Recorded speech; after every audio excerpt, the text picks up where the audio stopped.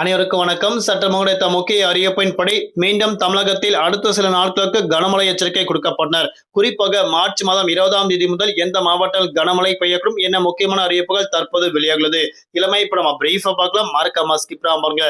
உங்களுக்கு கனமழை எச்சரிக்கை பற்றி பல்வேறு புதிய அறிவிப்புகள் உடனுக்குடன் துல்லியமாக தெரிந்து கொள்ள நம்மளோட சேனல் கீழே இருக்கிற பட்டனை கிளிக் பண்ணி சப்ஸ்கிரைப் பண்ணிக்கோங்க. பக்கத்துல பெல் பட்டனை கிளிக் பண்ணிக்கோங்க. இந்த வீடியோ உங்களுக்கு பிடிச்சிருந்தா லைக் பண்ணுங்க. இப்போ வாங்க வீடியோக்குள் புகழலாம். தமிழகத்தில் வரக்கூடிய மார்ச் மாதம் 26ஆம் தேதி வரை குறிப்பிட்ட மாவட்டம் மட்டும் கனமழை தொடரும் அறிவிக்கப்பட்டனர். தமிழகத்தில் குறிப்பாக மன்னார், வருடா, உள் தமிழகம் மற்றும் கேரளா பகுதியில் ஒரு வளிமண்டல கீழடுக்கு சுழற்சி ஒன்று நிலவி வருவதாக அறிவிக்கப்பட்டனர். அதன்படி தமிழ்நாடு, புதுவை, காரைக்கால் பகுதியில் வரக்கூடிய மார்ச் மாதம் 24ஆம் தேதி வரை மிதமான மழை தொடருள்ளதாக தற்போது சென்னை வானிலை ஆய்வு மையம் அறிவிக்கப்பட்டனர்.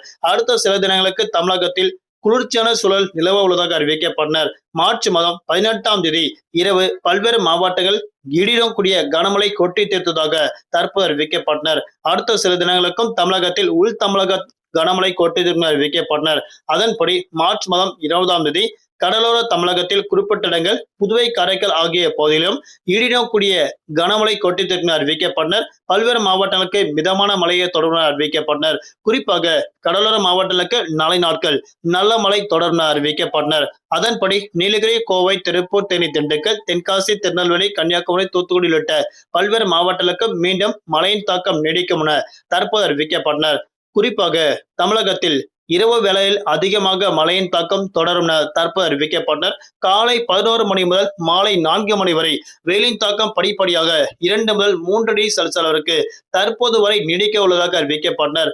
ஆனால் ஏப்ரல் அல்லது மே மாதங்களில் 2 முதல் 4 டிகிரி செல்சியஸ் அளவிற்கு வெயிலின் தாக்கம் கூடுதலாக பதிவாகும் என தற்போது அறிவிக்கப்பட்டனர். தலைநகர் சென்னை மற்றும் புறநகர் பகுதிகளில் வானம் ஓரளவு மேகமூட்டத்துடன் காணப்படும். நகரின் குறிப்பிட்ட பகுதிகளுக்கு மட்டும் லேசான மழை தொடரும் அறிவிக்கப்பட்டனர். அதிகபட்சமாக 35 டிகிரி செல்சியஸ் அளவிற்கு வெயிலின் தாக்கம் பதிவாகும். குறைந்தபட்சமாக 24 டிகிரி செல்சியஸ் அளவிற்கு வெயிலின் தாக்கம் பதிவாகும் அறிவிக்கப்பட்டனர்.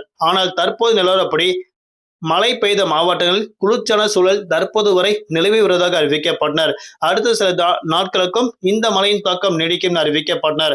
ஆனால் தமிழகத்தில் மார்ச் மாதம் 24ஆம் தேதிக்கு பிறகு பெரும்பாலும் வறண்ட வானிலை நிலவக்கும் அறிவிக்கப்பட்டனர். வரக்கூடிய ஏப்ரல் மாதம் 1ஆம் தேதி முதல் வெயிலின் தாக்கம் படிப்படியாக 2 முதல் 3 டிகிரி செல்சியஸ் அளவிற்கும், மே மாதங்கள் 2 முதல் 4 டிகிரி செல்சியஸ் அளவிற்கும் கூடுதலாக பதிவாக உள்ளதாக தற்போது அறிவிக்கப்பட்டனர். அதே போன்று தமிழகத்தில் நாளை நாட்கள் மீனவர்களுக்கு எந்த விதமான எச்சரிக்கை கொடுக்கப்படவில்லை என தற்போது மீனவர்களுக்கு மகிழ்ச்சி தரும் அறிவிப்புகள் கொடுக்கப்பட்டனர்.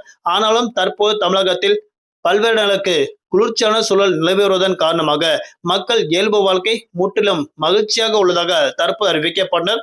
மீண்டும் அடுத்த சந்திப்போம். நன்றி, வணக்கம்.